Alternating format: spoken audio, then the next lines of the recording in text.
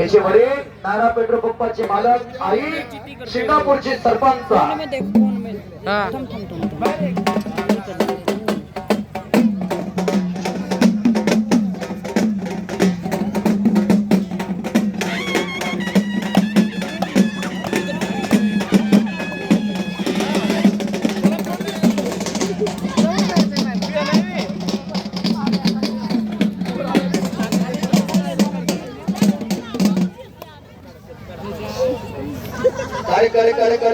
हलकी कडकडा लागलेला आहे.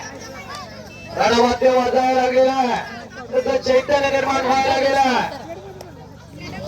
लाल मातीचं हलकीचं एक नातं आहे हो.